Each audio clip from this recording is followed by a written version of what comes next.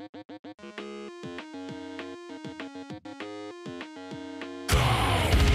up, everybody? It's the Raw recap for July 18th. This is the episode of Raw right before the Great Brand Split 2016.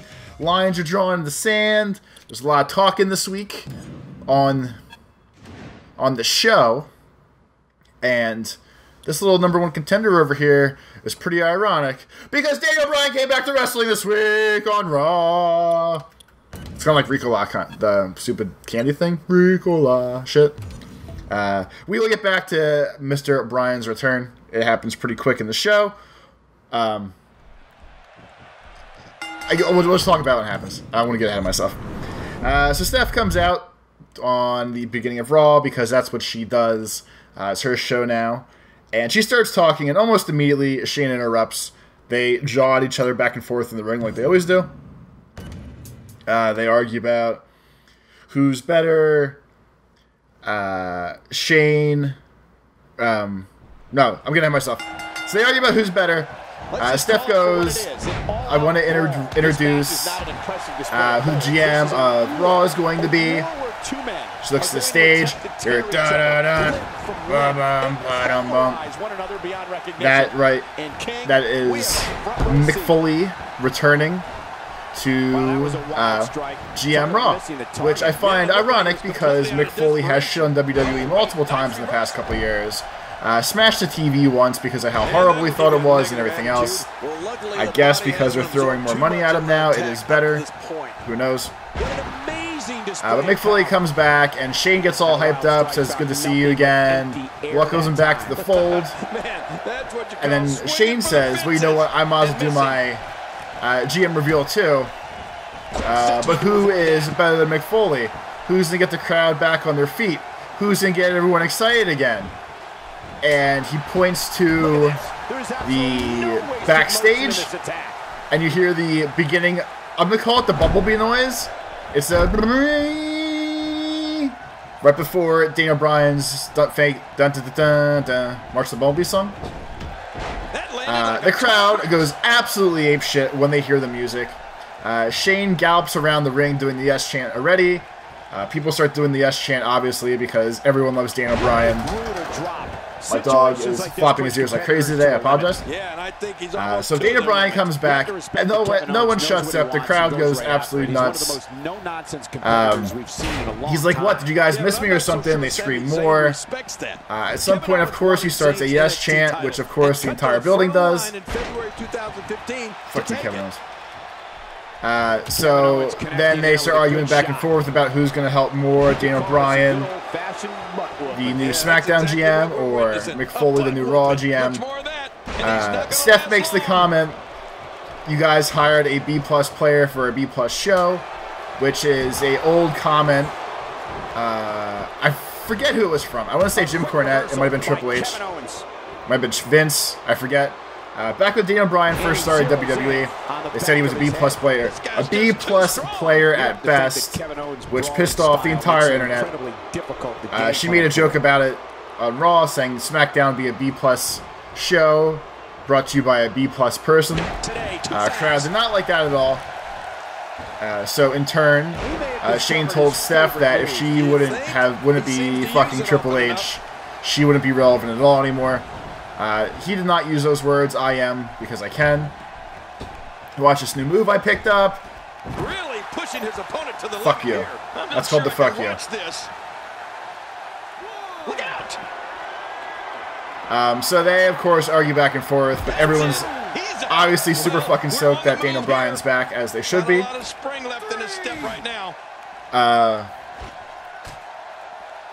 After the segment, they kind of start showing. After the segment and after the rest, and for the rest of the night, they kind of keep showing backstage of like Steph and Daniel Bryan talking to each other, where she calls him Chucky, and he says that's an upgrade from Goatface. Mick Foley talks to Shane for a little bit, and Shane's like, I'm just trying to watch out for you because my sister's a horrible person. But it starts the night of everyone joking around with those two, which is kind of interesting. Daniel Bryan dabbed with the Golden Truth.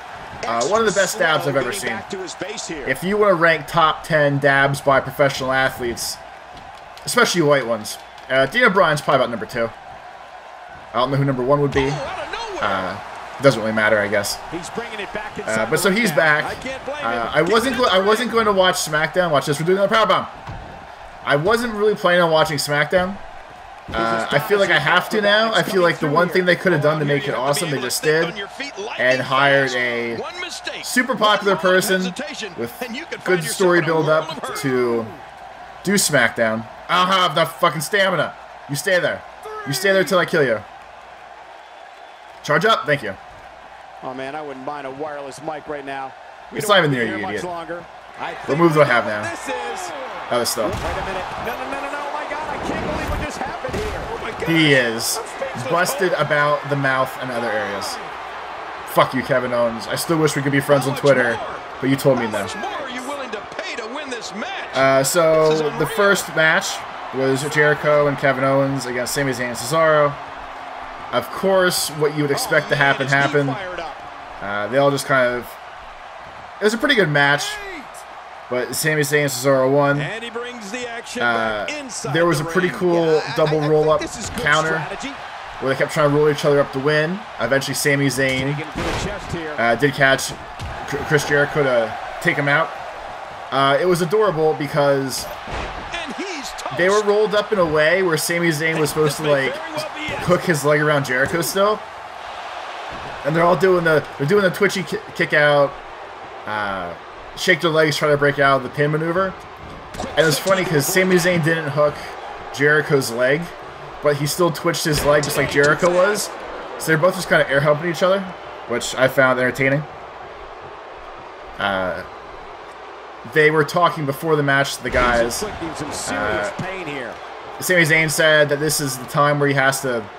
When he gets going like this is basically him and Kevin Owens' last match at Battleground on Sunday, because in theory they might get drafted to different leagues.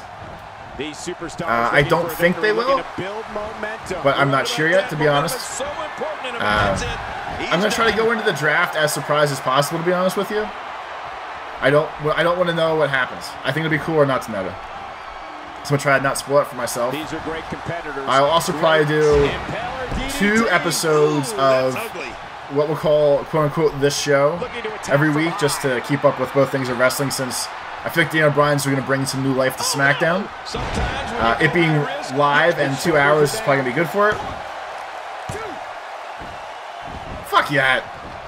So expect to see more of these. At least 2 a week now, if not 3. 3 or 4, depending on like what's going on in the pay-per-view world. We'll see. Alberto fought Darren Young. Of course, Darren Young won because he is with Bob Backlund and are pushing him to take on the Miz at Battleground. Miz was at ringside. He interfered and it backfired. Miz also pointed out that the best lawyers ever keep him and Maurice together. So if he gets drafted, she by default goes with him.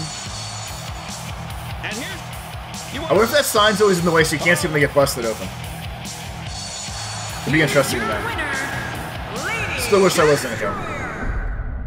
So the WO match was a throwaway match, just so Darren Young stays popular. There was a 12-man tag match again, where it was Cena, Enzo, Cass, New Day against the Club and the Wyatts. Of course, this was promo-thon, as these things tend to be. So the highlights was, of course, Enzo and Cass. Or Enzo and Cass followed by the New Day. So Enzo and Cass come out. They do their usual stuff. Enzo says, "Don't take this the wrong way." 100% of the time, don't take this the wrong way. Has a 100% failure rate. It's never meant. It's always meant horribly, basically. Sami, you're better than this, buddy. With these competitors, so he starts off saying that, and then goes about mocks everyone else that's coming out. Mocks all the Club, mocks the Wyatts. Doesn't make fun of the New Day because they're buddies. But he started off strong with, because I mean, if you do say no offense, but that you're just making an asshole comment and want some bullshit cover for it, and that doesn't count. So he does that. He says AJ's haircut looks like a soccer mom, which is pretty funny.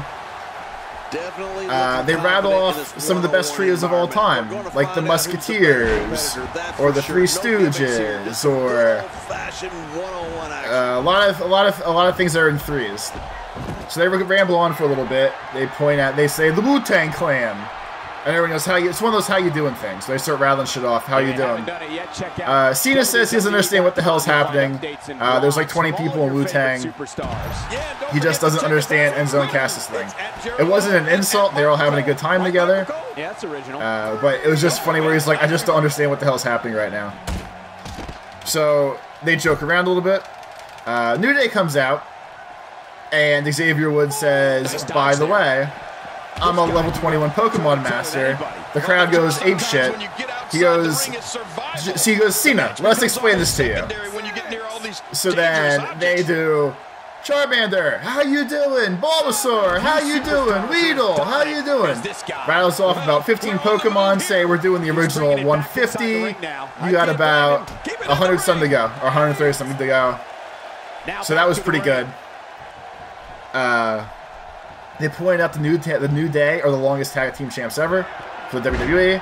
That's very cool for them, considering that they started as a horrible, weird gospel band group, and they've turned into one of the best stables that have ever been in WWE. Their promos are 99% of the time on point. They're always funny. They keep it topical. They're all having a shitload of fun together. They deserved to have had the belt as long as they've had it. I hope they get to have it longer still. I hope they don't brand split them like assholes. Diving into his bag of acrobatic tricks. I think that's all I have for the actual match. You can see him at some point in the New Day and the Wyatts, of course, rumble outside. They talk about how it's the aftermath to the Wyatt final deletion. So they all 6 of them kind of run off to the back and have their own quote-unquote battleground, as they said. My foot are on the ropes, fuck you, Sami Zayn. AJ is wrestling around with Enzo in the middle of the ring. Cena's kind of hanging down by the side. I thought Cena was going to save Enzo when he got put up for a Styles Clash, but instead Enzo flips himself out, accidentally clotheslines Cena. AJ, of course, Styles Clashes him again. Enzo takes a Styles Clash like a champ. He knows how to take it, turned his head up properly. Obviously trusts AJ enough to do it to him, I guess. So that looked good. Cena didn't turn on Enzo and Cass after the loss, did not blame them for it, which I feel like is a Cena thing, to get mad and then like turn on him after Battleground, which will probably happen, but whatever. But it was a pretty good match. I mean, 3v3 is kind of hard to do as a match, but they all had their moments. They all looked good at different times. They all look strong. The Wyatts and New Day running off helped save them for Battleground a couple days. We'll talk about that then, like we always do. Miracle to keep one of them down. Look how slow. Whoa! Oh, and he eats the canvas. One of the other cool things too. I'm trying to read my notes as I play, as always. Because of how good Enzo took the Styles Clash, sometimes AJ does this thing where he bounces out of the Clash and rolls him up right away, do like a one-legged pin combination. He did it to Enzo because it all looked natural and smooth and flowing. So that was pretty impressive, or at least looked good. After that, Seth Rollins gave a 15-minute monologue, pre-recorded, walking through an arena about how he wished he would have thrown the Shield down the steps a long time ago when they used to walk the steps. They're of course still setting up him and Ambrose. I guess they had a match a little bit later. So he did this weird promo for like 10-15 minutes that just seemed like rambling and was not very interesting to me. So if he said anything more than, I carried these guys, I wanted to get rid of them, I don't really know. Oh, it's so tough! Tonight's our night! Tonight is the night! Guys out, blah, blah, blah, blah, blah, blah, blah, blah. Tonight is the night. Press X to reload. Ross theme song. What do we want more of? What do we want more of? Why don't they have... This is the first I realized, I guess I really noticed. There's no, like, special finisher power. There's just other power. I don't know what we want here. I don't... I'll bump those up, I guess. Don't really lose much anymore. Don't really know if I need that shit. Tonight's our night, though. I don't know what's going to happen after this. Guess we'll find out. For the belt, we're the last match on the card. This is it. A clash between we have to win this fucking belt, man. Anyway, so Rollins does monologue. I don't really know what happened. Sets up for Battleground. Baron Corbin had a match against one of the Lucha Dragons. I didn't pay attention to it because I don't care. So that was a thing that happened. There you go. Becky and Sasha took on Charlotte and Dana Brooks. I guess it kind of sets up for Battleground between them, but not really. Natalya jumped Becky Lynch again, beat the shit out of her. So, of course, the two face girls lost. Charlotte and Dana Brooke still look quote-unquote strong, but have assistants now.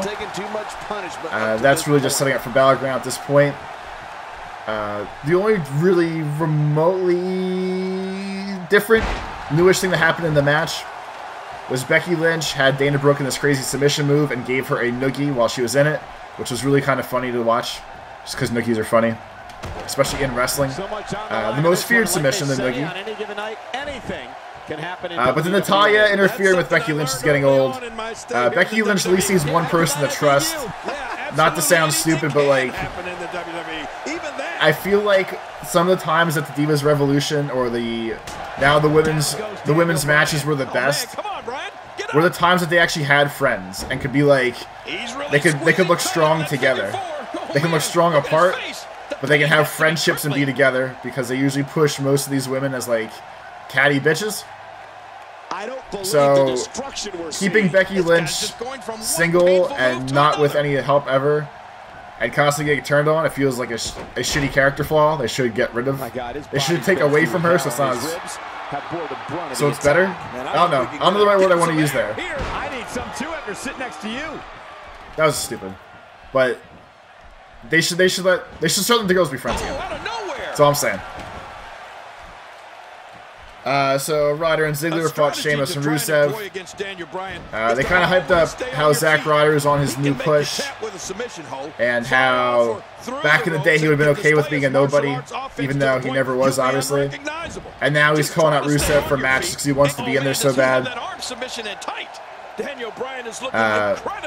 Of course, yeah, that was cool. Ziggler and Ryder lost, of course, because I mean they're both just bait at this point, especially against Sheamus and Rusev. Did you see that? Don't be surprised if you see that move trending worldwide on social media. Fuck you. That move. He's pulling out all the stops tonight. Sorry, bud. I want this belt more than you. We fought hard for this. So that tag match was okay. I fast forwarded it through here and there. Oh, hey! Vertical is definitely something worth trying. Daniel Bryan is one of the most gifted and complete superstars in WWE history. At least if your that's it, he's out. Hold on. I gotta make sure I hit this before I talk more. What's he gonna do here? Is the ref counting right now? Oh, man, this is bad. This is really bad. Oh, really bad is right. This is really, really dangerous. Oh, what just happened? Man, when something like that happens, all right, so we gotta get back in and get back out to stop the count here. He's bringing it back inside the ring now. I can't blame him. Keep it in the ring. Wait, is it an Extreme Rules match? I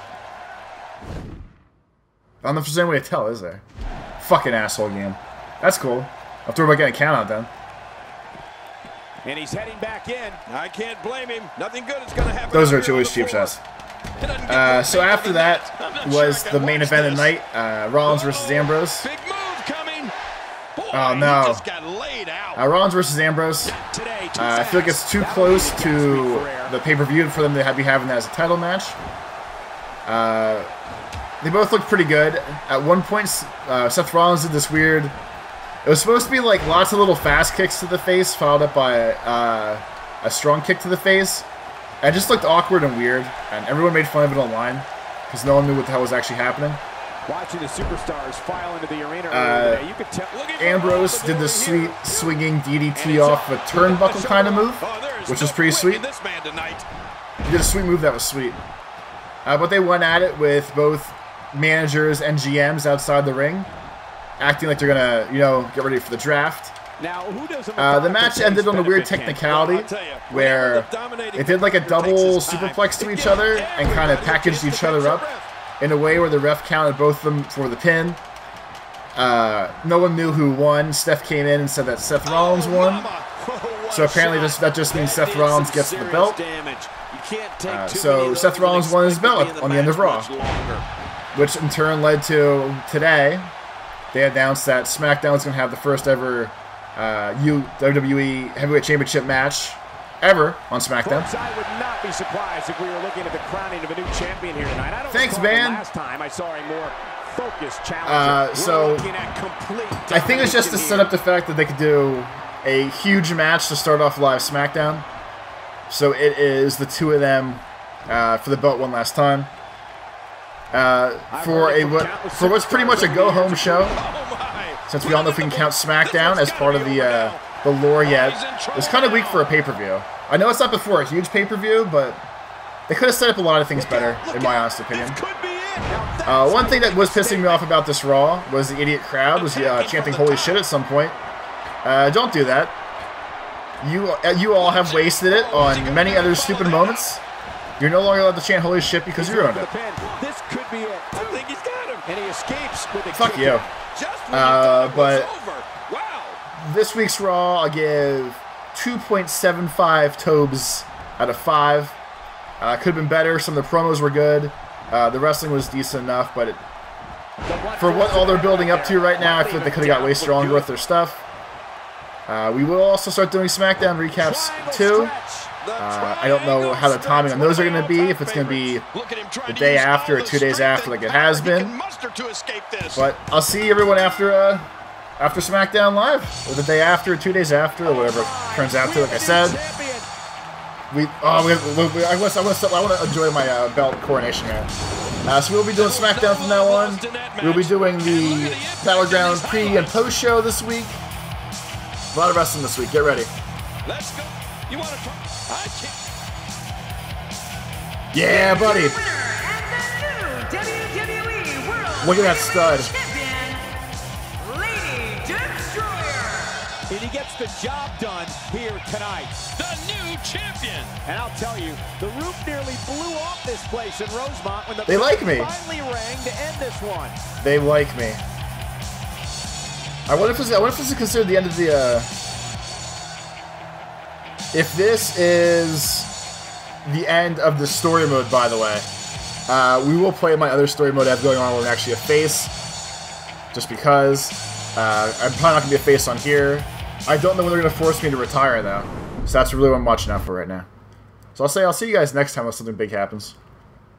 Please welcome my guest. Well, of course we're doing this. Let's talk about what do you think happened? Are the new WWE Heavyweight Champion. How does it feel? Horrible. I just do my best. So, like, the why answer seems like super humble. We're gonna do that one. You know, might fuck. Well, I'm already a heel, so fuck it. We're gonna try that one. I am the champion. I still can't believe it. You know, I heard the crowd this tonight, isn't that bad. And it fired me up. It made me realize this is my moment. I belong here, and I should be the WWE champion. And I'll let the WWE Universe know right now. I am keeping this championship for a really long time. Unless we force me to retire after this, because I don't know how the career mode works this year. Unlike last time where we got to play until retirement. That's what I think the goal is here. Still not a face somehow, though. Maybe if I feud with nothing but heels. I could probably never fix it. Something broke. Yeah, look at that. That slick motherfucker. Well, now what?